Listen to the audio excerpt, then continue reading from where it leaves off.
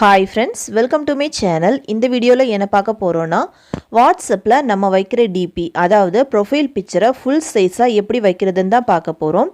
பொதுவா வாட்ஸ்அப்ல நம்ம DP வைக்கும்போது ஃபுல் சைஸ் போட்டோவை வைக்க முடியாது. இதே மாதிரி ஹாஃப் போட்டோவை தான் வைக்க முடியும். எப்படி ஃபுல் சைஸ் போட்டோவை DPயா செட் பண்றதுன்னு பார்க்கலாம். ஓகே ஃப்ரெண்ட்ஸ், வீடியோக்குள்ளே போகிறதுக்கு முன்னாடி ஒரு சின்ன ரிக்வஸ்ட். இந்த வீடியோ ஃபஸ்ட் டைம் பார்க்குறீங்கன்னா மறக்காமல் சப்ஸ்கிரைப் பண்ணுங்கள். பக்கத்தில் பெல் ஐக்கான் இருக்கும், அதையும் கிளிக் பண்ணுங்கள்.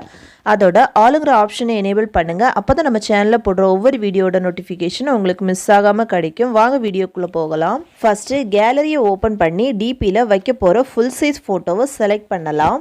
நெக்ஸ்ட்டு ஃபோட்டோவுக்கு கீழே இருக்கிற எடிட் ஆப்ஷனை கிளிக் பண்ணலாம். நெக்ஸ்ட்டு இதில் க்ராப் அண்ட் ரொட்டேட்னு ஒரு ஆப்ஷன் இருக்கும், அதை கிளிக் பண்ணலாம். நெக்ஸ்ட்டு ரொட்டேட் ஆப்ஷனை கிளிக் பண்ணலாம். இதே மாதிரி ரொட்டேட் பண்ண அப்புறமா டிக் ஆப்ஷனை கிளிக் பண்ணலாம். நெக்ஸ்ட்டு இந்த ஃபோட்டோவை கிளிக் பண்ணலாம்.